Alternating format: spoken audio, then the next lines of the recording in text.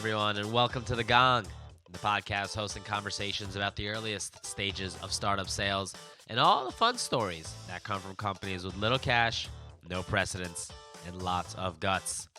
My name is Adriel, and as always, I will be your host today. And I love today's episode because on the podcast, we've got a personal friend of mine, Anna Marshall. With Anna, who's one of the top marketers in early stage startups in Silicon Valley, we go through a lot. We go through everything she learned from failure, from her own startup that she and her husband founded in the music business that seemed to have everything going for it, including massive partners like DJ Tiesto, among others, and the Chainsmokers, to the failure that ultimately came from not being focused enough, not understanding the problems of their customers enough. And then that gets turned into a success as their current marketing agency, One Silicon Drive, works with startups of all kinds and has had amazing success with companies as varied as The League and Motorsports USA and so many other amazing companies. And everything that Anna's learned from these companies that can be applied directly to the marketing strategies that you need to have as you consider what your startup should be doing. And then we finish up on what Anna's doing right now, which is yet another startup. And it was really fun to be able to take a look at someone's perspective who has gone through a challenge at a startup, gone through a failure, then been a part of so many successes shortly after that, much of the lessons that came from this initial failure, and now is starting the startup journey again. And we get into how she's learning about her customers, what expectations she has as she goes into things, and we have a lot of fun. There's one point especially that I love in the end where we're talking about this company that she's launching. We really begin to discuss the balance between over researching in the beginning, learning so much about your customers, and oftentimes that's an important thing that you need to do. You should be able to speak to customers well before you begin to launch any sort of company so you know exactly what you're launching and, more importantly, who you are launching it for. But oftentimes, too much of that research can bring about paralysis by analysis. You'll find 1,000 reasons not to do something instead of focusing on the one reason to do it. And many founders take two totally different perspectives on it. Some always do that huge amount of research up front, learn everything they possibly can about a market or a technology before they go into it.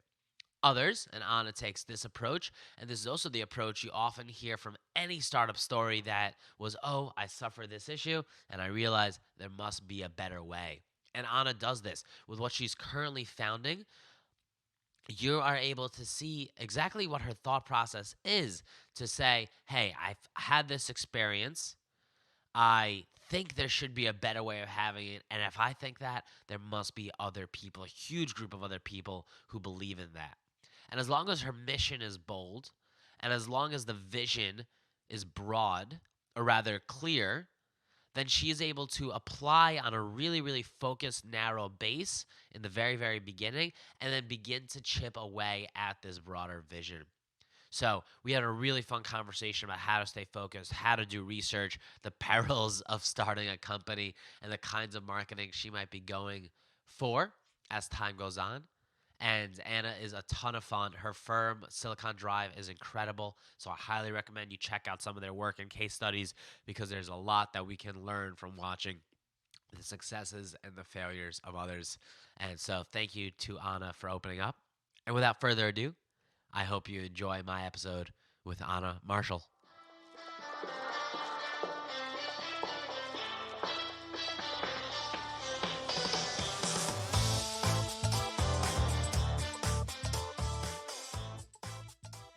My friend, Anna Marshall, welcome to The Gong. Thank you. You have the perfect attire for podcasting. We're so ready to rock. Something like this, but not this. That's something like it. Anna, this is going to be super fun. You have led marketing in some capacity for dozens of startups, both your own and through your firm. So I want to start and get a background on Silicon Drive. Tell me what it was like to start it and why you did. Sure. So the inception of Silicon Drive actually came out of a startup that I had previously. We being my husband, who I always get, oh, how do you work with your husband? We can get to that in a little minute. But so we had a startup for about 4 or 5 years inside of media and entertainment. We raised a little under $1 million. decided it wasn't the right product. We were actually building something not as innovative for the market at the time. Ended up turning that into our agency, which we have today. So, Wait, take me back. Sorry, I always love stories of failure. What was wrong? It was a massive failure. What happened? We just went into it thinking that, you know what it was? We started with the marketing first. What does that mean? We were not, we were not technical founders by trade at all. We ended up getting a team, an outsourced team that we could bring in and help us build the platform.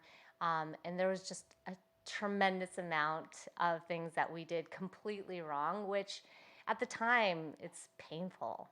It's really, really, really painful to go through and get that moment where you're like, why didn't we do that from the very beginning? Can you give me an example? What's something you thought was genius? Because people only do things because they think it's genius. What's something you thought was like, oh my God, we figured this thing out, let's do it. And then X amount of time later, you're like, oh, well, maybe that wasn't the thing. Well, so Alec had this idea for quite a while. So he, taking it all the way back, he was picked up by Apple in the early 2000s, and he ended up being on the team that launched the very first iTunes store.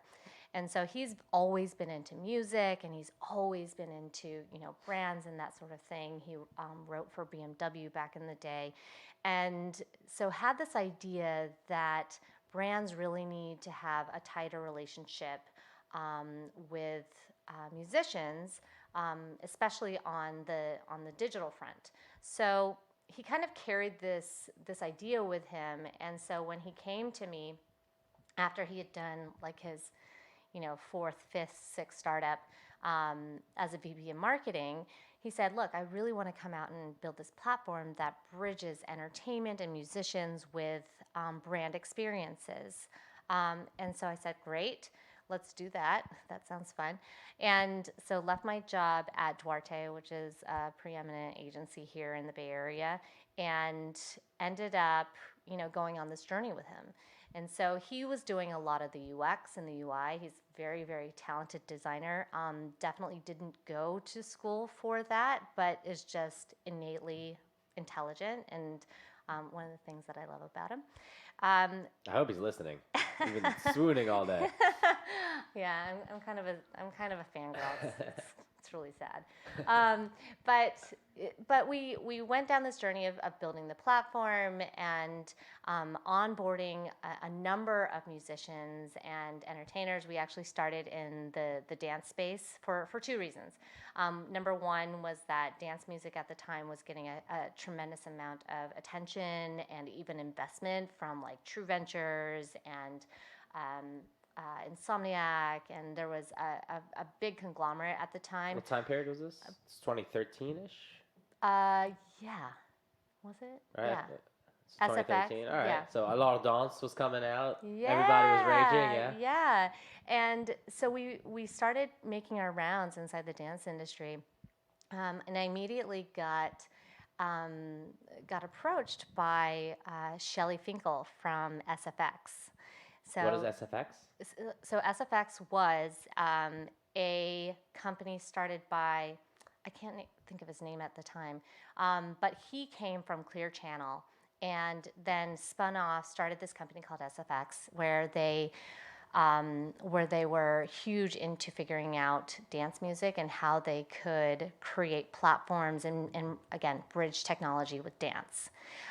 So Shelley Finkel came up to me at an event, and I knew who he was right off the bat because he was in the papers, but he was on the blogs. It was still 2013. People were reading the Morning Post. Yeah, exactly. But, just very, very well known. He was actually a trainer for some of the greatest boxers in history. So he worked a lot with Mike Tyson and was his main trainer for many, many years. And ended up, coming up to me and saying, hey, I heard you ask about technology in dance music, and I'd like to talk more with you. We had just launched 4 weeks. Like 4 weeks, and we had launched our platform. We had some of the biggest artists working with us, from Tiesto to Cedric Gervais to the Chainsmokers. We actually did Chainsmokers Selfie, That was a big album. but nobody knew about it. We had them post our little link at the time, and we're like, yes, we're winning That was this like game. the song of the radio. But first, let me take a selfie, right? I was backpacking through Australia at the time, and we had this hippie camper car, and we were listening to Triple J. That was a radio station in Australia, and they wouldn't stop singing. But first, let me take a selfie. Yeah, that was you. Yes. Yeah. Yes. Well, it was. I mean, obviously, well, that was them, but you were. It wasn't them, but we associated. were part of the marketing, and it was. I mean, it was just kind of fun and cool at the time, and we were able to work with a lot of the nightclubs and even the festivals. We did Electric Daisy Carnival and. And you were sorry. So who's the customer, and what were they buying? Right. Exactly. I got it. Right. Exactly. You're working with a lot of cool people, but I was trying to figure out what you were giving. And that was that was part of the discovery. So.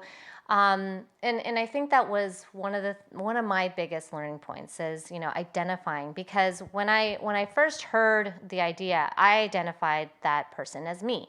So somebody who could go online, get all of the Chainsmokers music, whether it be their YouTube, whether it be their SoundCloud, all in one playlist, because playlists were huge at the time. SoundCloud came out, and I was like, no. But we had the upper hand to say, we'll gather all of your media and pitch it back out to the brands where they can sponsor your pages. So that's the end game, right? And fast forward many years later, there was just a number of problems that had happened along the way. One of them not being our marketing, because we ended up, onboarding a ton of artists. Artists knew about you. They knew that there was something interesting that they were doing, and if they had uploaded their music to what was the platform called at the time? It was called Vidium. Vidium. Yeah. So these artists knew that if they had uploaded something to Vidium, they'll get something out of it. Like, people are doing it, so they are aware. Right. And so it was getting them to,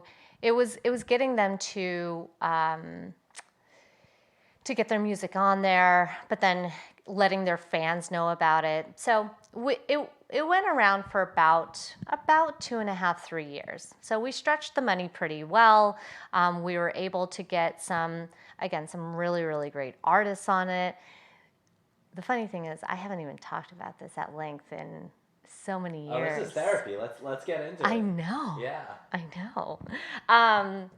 Which is, I think, why I'm so great at therapy now with my CEOs and my founders, because you've been through the shit. I've been through it. Yeah. So you guys were doing this for a couple of years. Yeah. And what went wrong? What happened?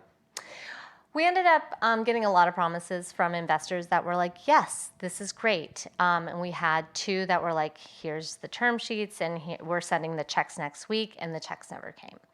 So we ended up having to shutter that part of the business. Meanwhile, though, we had created a social department out of that company where we were handling social and digital for some of the acts. You kind of had a separate agency where you were doing Tiesto's Twitter or whatever. Something like that, right?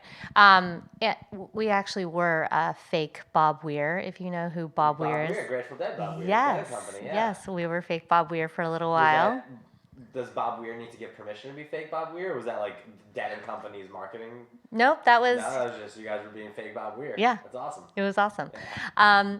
So we were working with a lot of these acts, and I don't know if you've ever worked in music, but you don't actually make money. Like, nobody pays you, nobody wants to. They all want everything for free because you're in music. You get to hear our beautiful music. And it's great. So, it's the charm of art. Yeah. Well, and it's just a very, very hard industry, and anybody from music will actually say the same thing. It's a very, very difficult industry because there's a lot there's a lot of talent, but there's just a lot of things going on. So it's good. So out of this, you guys were kind of noticing that the money's not really there. Right. How did this agency of Silicon Drive that you've been now doing, I imagine, more successfully Sure. for about 4 years come about? What happened? Sure. So we started getting callbacks from our friends up here. One of them starting with a company called Wheelwell. So Wheelwell ended up getting finance from GGV Capital, which was a huge win for them. They took a good run of it for about 6 years. And so we came in very early, like right around their second year after they had gotten funding from GGV. And so we came in, we helped them with a lot of their positioning.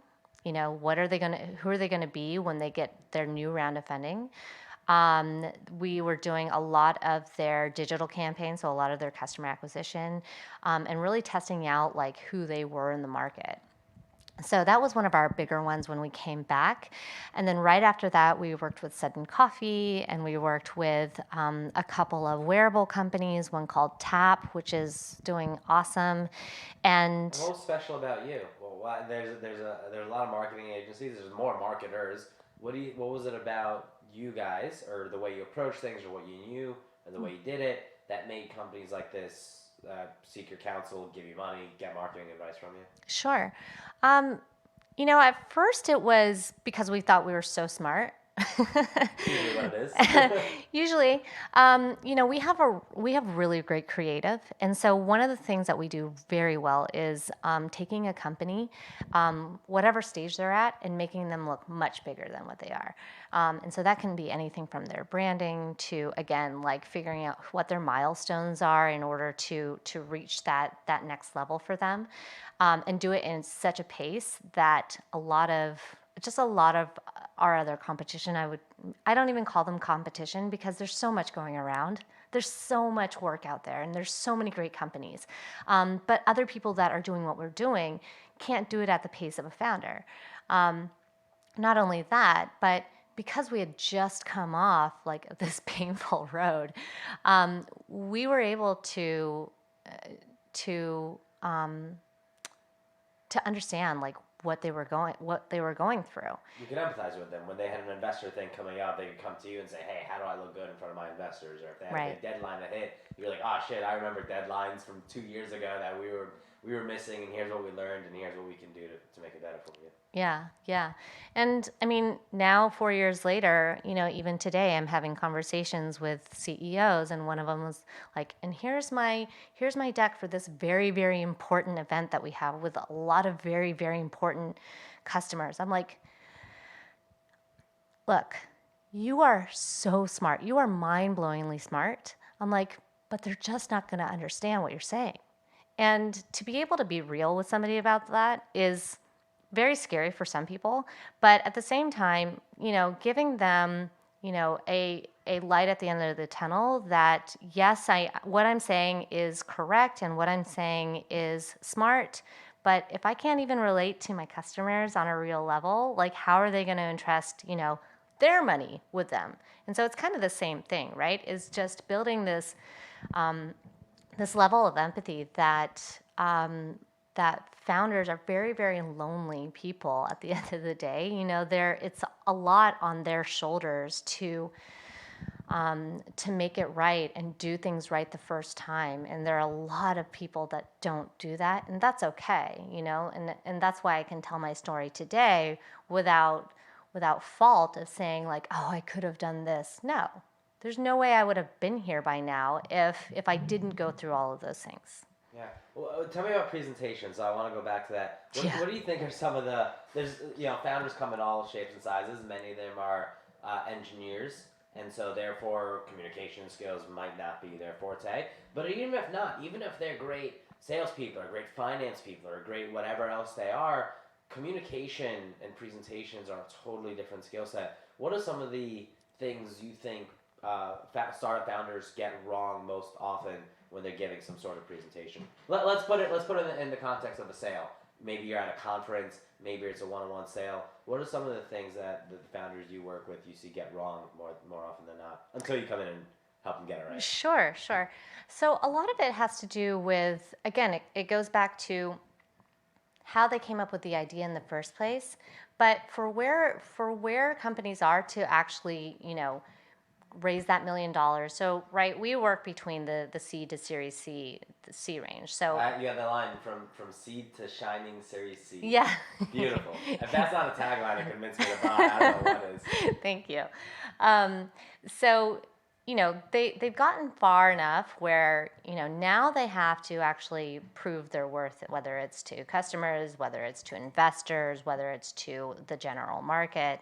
But a lot of them have not made quite that shift to where they were from ideation into who they're becoming, right? And What does that mean? What's the difference in those two stages? there's a lot of growth, and there's a lot of change that happens to a company. I would probably say, and I guess I can give you an example.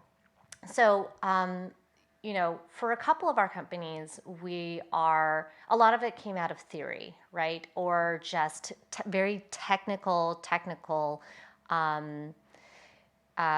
things that happen. And Yeah, the university graduate students who are working on their thesis, and out of that, maybe there's an idea for some sort of company doing something or other.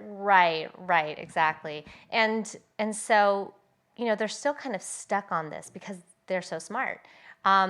And so what they need to do is end up, figuring out how to then make that relatable in a very humanistic way. And as you're going through, again, these first couple of years where you're just focused on product, you almost lose that notion for why you did it in the first place. And that's all it is. It's a quick misunderstanding of, what you were doing and where you were going and where you want to be. Yeah, the thing I totally agree with is that people who don't appreciate. Let me actually take a step back there. When you have a super technical product, it feels like it's going to take over the world. Mm-hmm. When you are working on something that the media is telling you is game changing, that you're telling everyone is that your mother's telling you is game changing, you feel like it can absolutely address everybody. And if only they understood the technical parameters of the brilliance of what my team and I are working on. And that's limited for two reasons. I think the first is nobody gives a shit about the technical wonders of what you're working on. They care about what it's doing for them. Right. The second thing is, even if you understand that first thing, you're like, all right, what matters to me is not how incredible my self-driving cars are, but about how effective they're going to make logistics. Or what matters is not the fantastic computer vision product we're able to build, but it matters that it's going to help a grocery keep things in stock 8% of the time more, which is going to up their margins by another 2%, which is whatever. So what matters is what the customer hears from you. Even if you get that, if you approach too many different kinds of people too early on, the message is going to get lost. Correct. How do you work with your founders who are often super visionary and super bullheaded, for better or for worse, and want to serve absolutely everybody all at once? How do you work with them to define which market to actually market to, and what language might form around that? Would love any stories or examples you might have. Sure. So a lot of the companies that we end up working with. So one example is a data analytics platform. So they were having a difficult time figuring out how to describe their platform. What kind of offerings. They had a couple of really, really big clients, but not everybody else was gravitating to that use case for what they were building. And so we went through an entire exercise with their executive team, with their founders, and what ended up happening was there was just a split in understanding what they were doing, right? So one side said, no, we're this kind of company. The other side said we're this company. And I ended up going just back to the founder. And I said, look, there's a reason why you started this. And so tell me that story.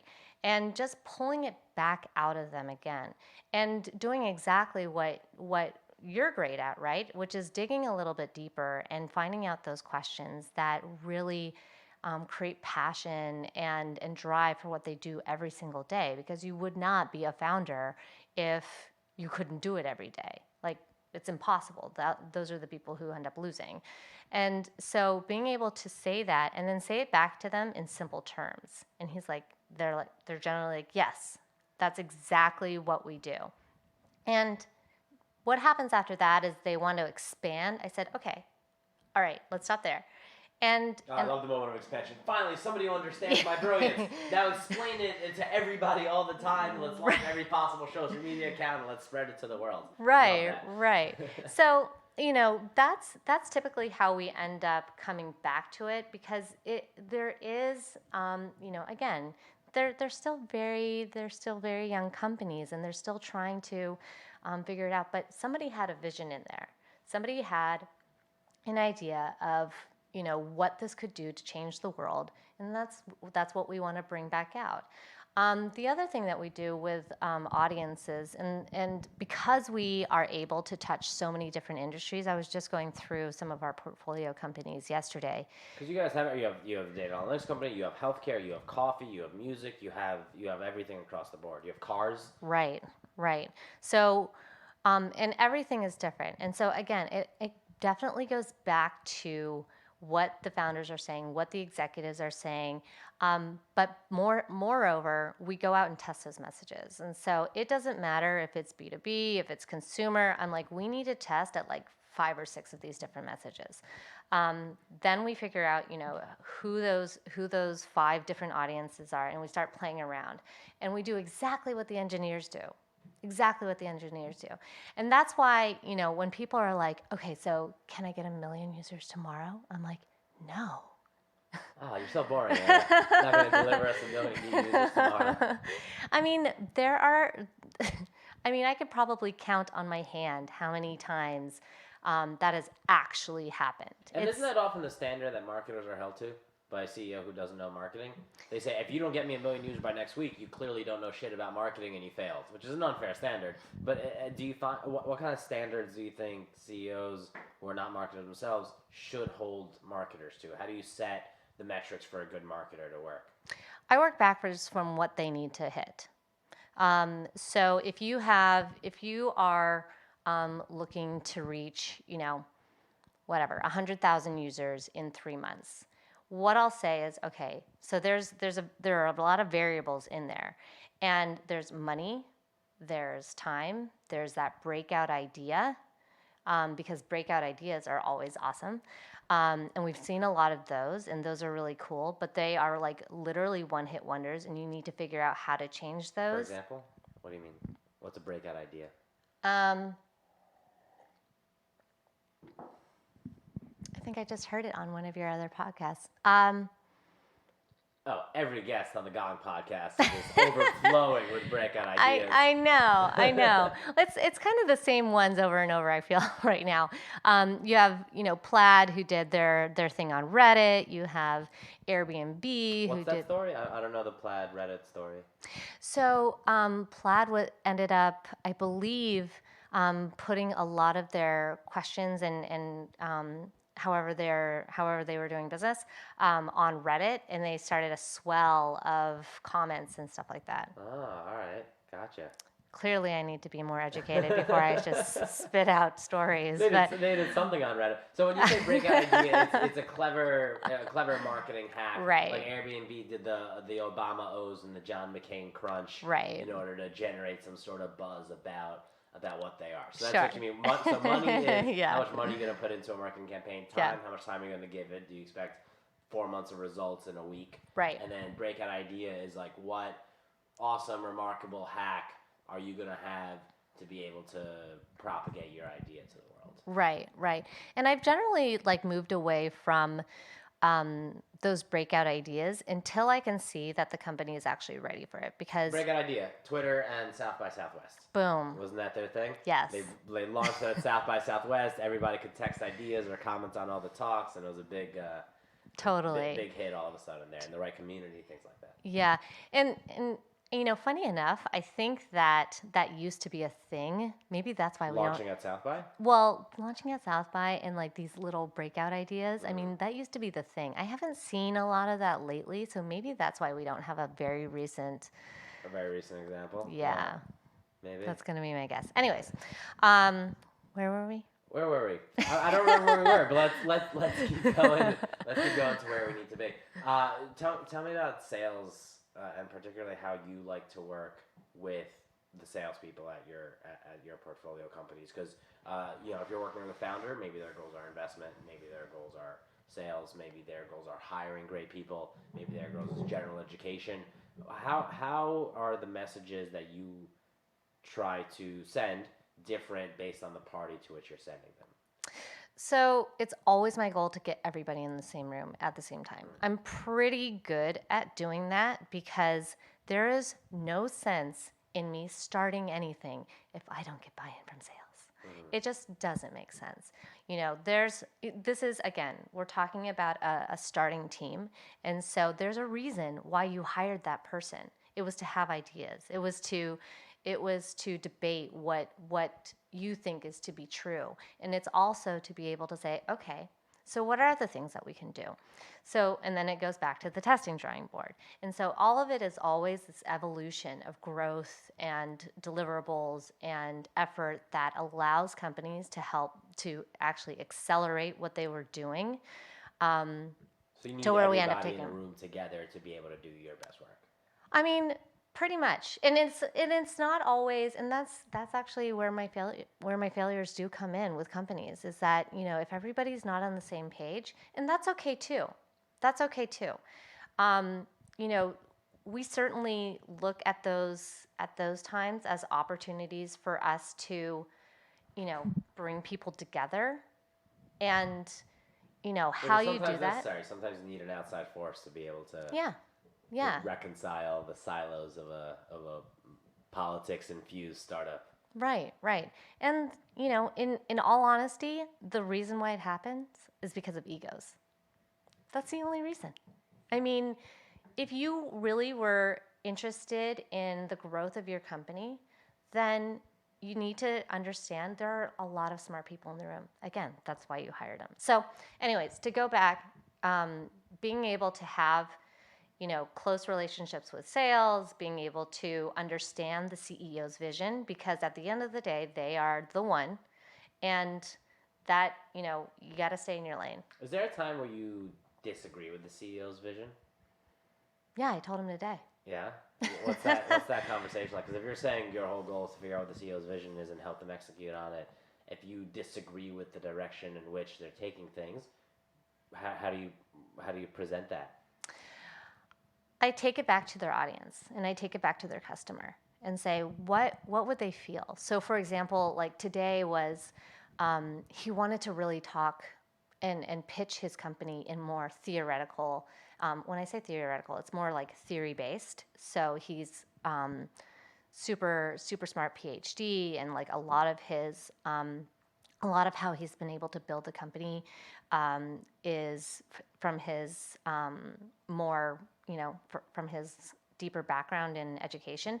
But I told him, I was like, look, these people want to feel safe. They want to feel like you're going to save them time. They want to feel like you're going to save their jobs and do better by their jobs. And he actually, we're on this Zoom, and he actually writes down, he's like, how can I make their job easier? And I was like, boom. That's it. And so it gives them, a moment. And again, I think because, we're inside, but we're also outside, we're outside looking in. It gives them that outlet to not feel always guarded, perhaps with their teams. And again, that comes back to, being able to really run your company as a CEO. And it doesn't matter if you've had 5 companies, it doesn't matter if you've had 10 companies, or if this is your very first one. CEOs go through that same thing over and over and over again. Speaking of CEOs going through the same thing over and over again, you're working on something new, right? I am. Tell me about it. So how do I introduce this? Oh, why don't you just dive right in? Just really don't be shy. So, well, I guess this is I'll provide some context that we're super in the early stages of launching something. It is to be launched within the next 10 days, 7 days, I think, of my 7 counting days to the about date. right. So we are going to be practicing seeing it live, a professional marketer work on her early marketing experiments. I know. See, and look, I get nervous because Yeah. I'm putting this out into the wild, and people are gonna judge me. Yeah, well, you They're gonna gotta judge me. work. You gotta iterate through your language a few times, and For sure. experiment on a bunch of different ways to twist your tongue until one of them sounds good. And for context, we're recording this on February 7th. The things that we'll find out soon what the thing is being launched on February 14th, a Valentine's Day launch, and this podcast has been released a few weeks beyond. So maybe some of these people are already customers, and if not, well, who knows? Maybe they will be. That'd be awesome. Hit me with it, Anna. What are we working on? So the company is called Lingerie Addiction, and it is a stylist curated lingerie box that is exclusively going to be sold on Postmates. And the reason why we came up with this idea was my husband actually got me this beautiful lingerie box for our anniversary. I was telling you earlier, we definitely made out. But then right after that, I was like, where did you find this Stop company? it, I have an idea. Somebody get me a Squarespace login. and so, I started looking into, well, why is this only on like a monthly subscription? Like I would never spend money personally on a monthly subscription of this ongoing thing. And so we were talking about it a little bit more, and Alex said, well, usually what you need it right now. I'm like, yeah. So we went down to Los Angeles. We ended up meeting up with a friend who is doing virtual restaurants out of his restaurant on Sunset Boulevard in West Hollywood. And we knew that he was doing a lot in this space with Postmates and getting things under an hour and launching 100 brands. So right now he has about 40 brands working out of one kitchen, which isn't like as novel, but the interesting part is how they're utilizing Postmates and being able to build like multiple businesses into one in order to get people whatever they want in under an hour. So you're going to be one of those businesses based out of this ghost kitchen. Right. And what kind of research? So lingerie on demand, beautiful stylist, selected lingerie on demand. What kind of research did you do about who your customer is and what you're looking for before going into this full tilt? So a lot of it had to do with my experience, and I think that there is some validation to, when a founder gets an idea, and I do see this quite often in consumer, is there's this idea of like, I really, really wanted that, and I want to build it. And you'll take, for instance, like All Voices just raised $3 million. They're down in LA, and they created an app to notify people about sexual harassment in the workplace. Like, what kind of audience, research do we need to have in order to know that's a brilliant idea? And so, for us, though, I was floating this to a lot of my girlfriends. I was floating it to young people, older people. There's definitely not like a widespread, understanding even or wanting of this kind of box. And so we looked at mainly like very populated areas like LA. And so where fashion is obviously a big consideration. Right.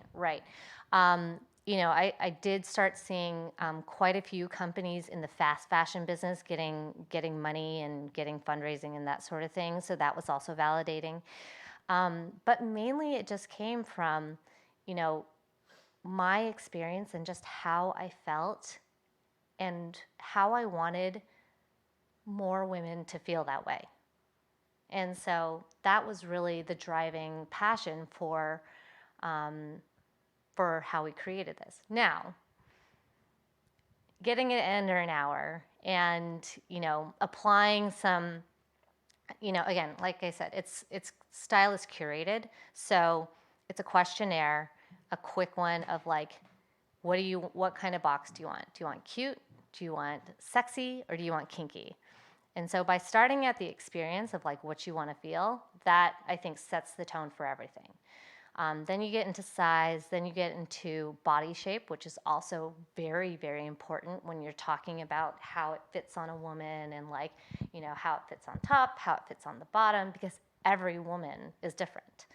And so, and then of course there's the price point. So we ended up going with yes, wow, or holy cow. Which, I mean, one of each, why not?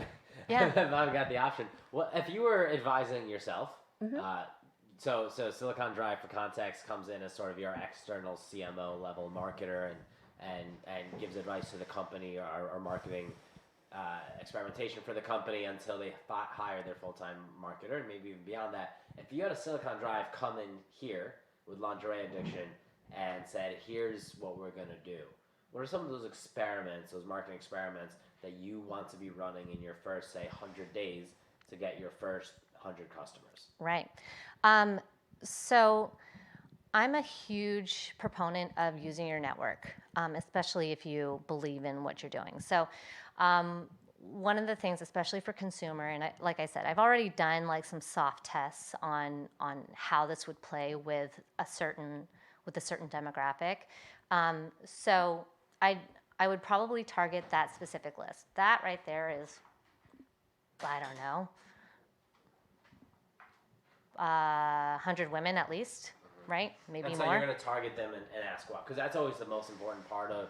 So failure to launch is like one of the bigger issues in startups. So if somebody wants to go launch something, just the hesitation of the 1,000 reasons, nobody really wants to know, whatever, is probably the biggest hurdle they need to get over that. Right. Once they got over it, which you obviously did fairly quickly, they want to test to see how many more other people are there out there like me. Sure, I would love this thing, but how many other people would? And that's a super, super important step. What kind of questions are you going to be asking this network of 100 women? What kind of expectations do you have? Are you waiting to see if these 100 women are going to buy and rebuy twice? Are you just wondering if they're going to give you a thumbs up and say, sure, Anna, like this is a cool thing? Oh no, I'm just going to give them my email. I'm going to give them the website. I'm going to give them 10% off and be like, go buy it. If they don't buy it, there's something wrong. And then I'll go back to them and I'll ask them. But there's going to be, you know, the other things that we're looking at are social campaigns and hours. So the interesting thing about delivery, obviously, is that you can set your hours. And in LA, it goes all night. So we're going to be doing lots of social experiments for hours of the day and certain days of the week and see which ones. I always needed some new lunchtime bras. You never know. You never know. That noon to 1 o'clock hour, just had a burrito. I always took you as a Teddy kind of guy, but I got a lot of secrets. Oh my god. So yeah, we're going to be doing that, and then we're also going to be doing. Eventually, I want to do events. You know, like intimate community events, something like very non-formal. But just, you know, reintroduce back to women how sexy they are, how beautiful they are. And I generally see that, like, there's a huge boom in the lingerie business right now, but there's also a lot of people failing because it's almost like, I'm not really sure why they fail, actually. I haven't gotten that far, which... Probably some more research I need to do. That's the Yeah. next step. Awesome. Anna, this has been a blast. I want to move on to the final, possibly most important section of this entire interview, which is our rapid fire questions. Okay. I'll ask them quickly. You can take your sweet time answering them if you want. Okay. What is a favorite book you have about business, startups, or marketing? Nice Girls Don't Get the Corner Office. Ooh, haven't heard of that. What is it? Or Nice Girls, wait. Yeah, Nice Girls Don't Get the Corner Office. Nice. What is it about? It's about being able. Oh my gosh! It was the very first book that I read out of college, and it's all about taking charge of your life. It's all about talking with a firm voice. It's just about really, you know, tapping into the power that you have as a woman.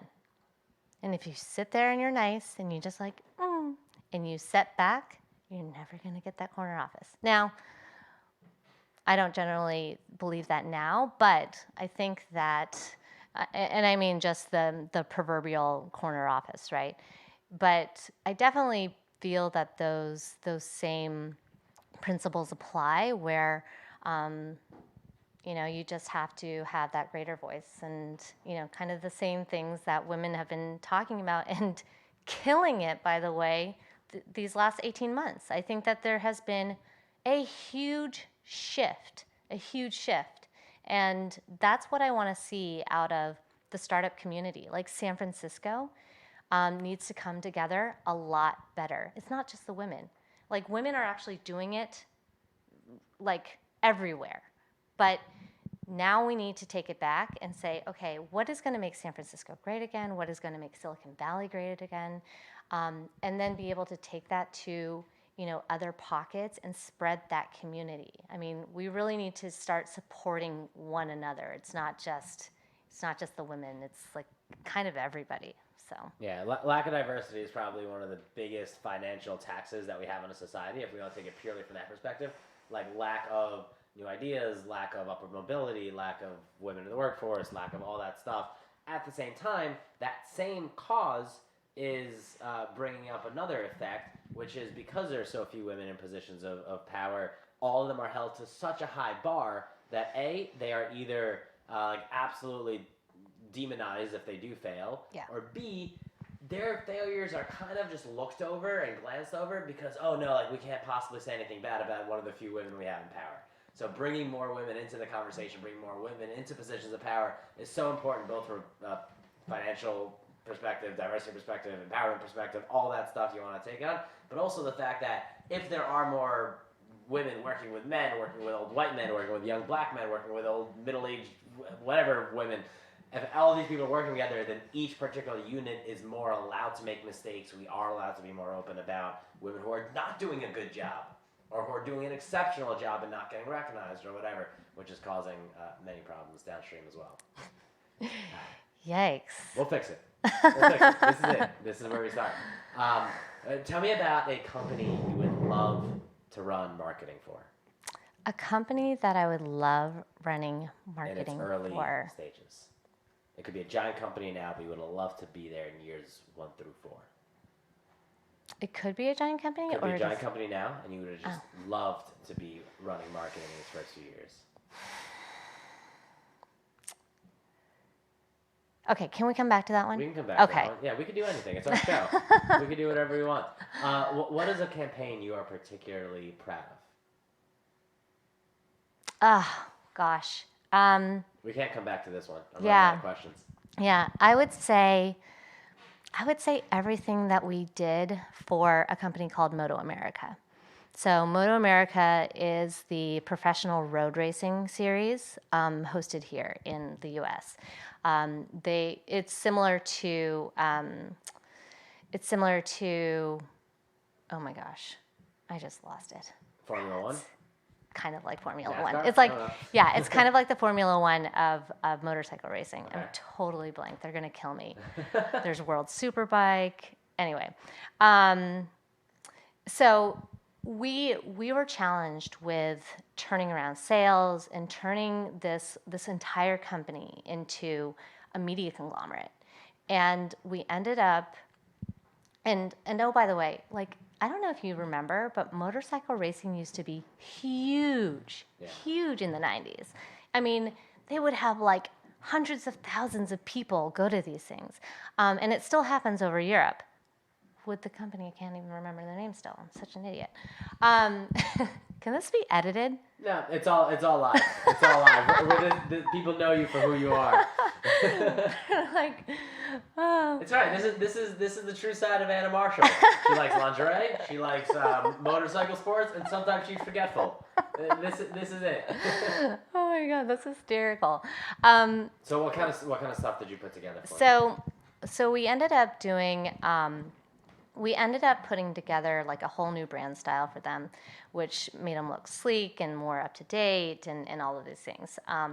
And because I'm not sure if you're familiar with the motorcycle industry, but they're having a tough time. There's a lot of, there's a lot of problems with aging out, and then also, having enough dads who want to teach their sons how to ride, which is a true and like actual fact. It's not sexist. It's not anything. It's just a fact.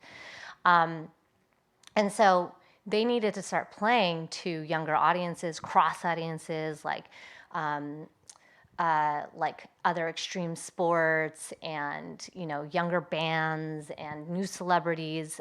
Channing Tatum was actually one of their biggest fans. I bet he looks great on a bike. Rawr, he does.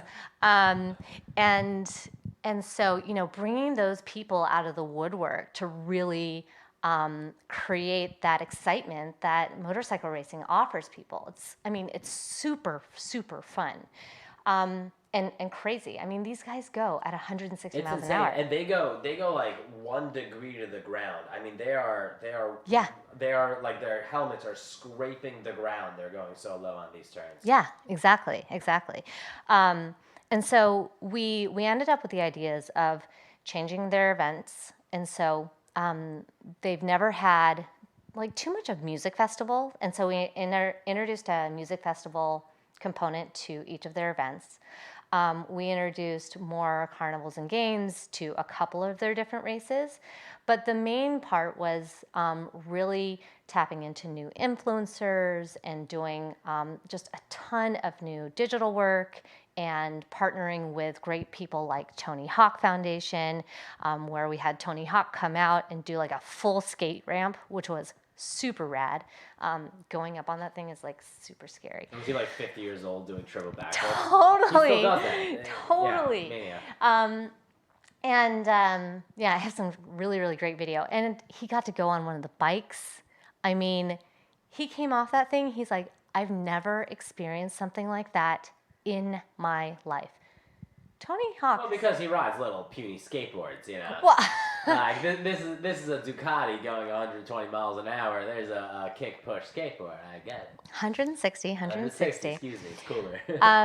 But anybody who has ever done extreme sports. So the other thing that we did was we introduced an amazing hostess for all of the events. We had her with a microphone. We had her going around. Like a white of motorcycles. Yeah, Olivia Paladin. I like it. Yep.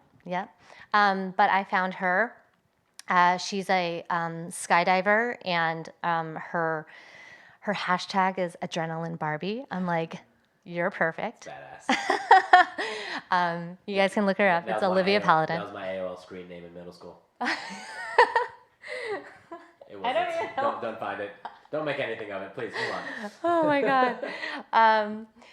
So it's always such a fun time with you. It's a blast.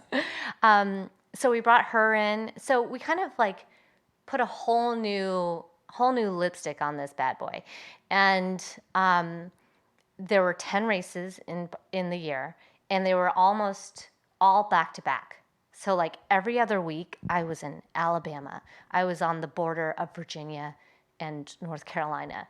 I was in the armpit of Pittsburgh. Wait, no. Careful, all of Pittsburgh listeners here. I know, my sister-in-law might kill me.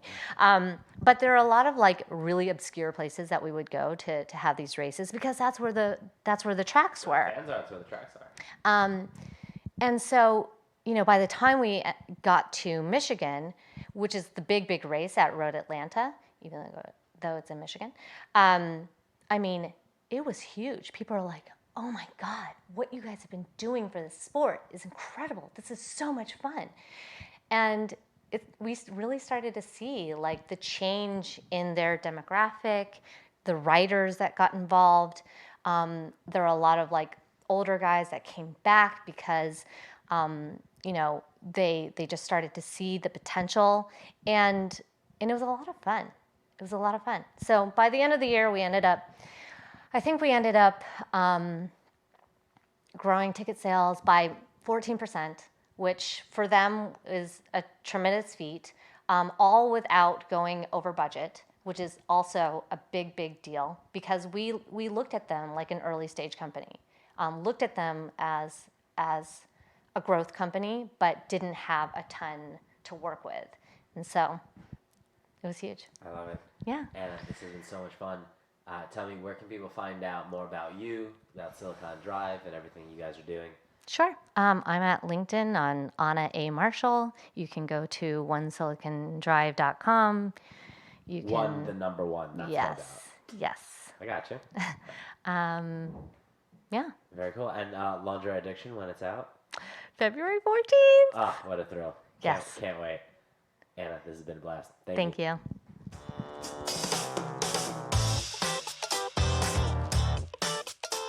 Well, there you have it. Anna Marshall, ladies and gentlemen. If you enjoyed what you heard and you want to learn more, check out One Silicon Drive to find the marketing agency, or just Google Lingerie Addiction to see what she's got going on over there. And if you liked the episode, please leave us a review or a rating. It means so much. It helps others find the show. If you want to reach out to me with questions, ideas, or feedback, I am at @alubarski2 all over the interwebs. So hit me up on Twitter, Instagram, LinkedIn, or wherever else you would like. Happy selling.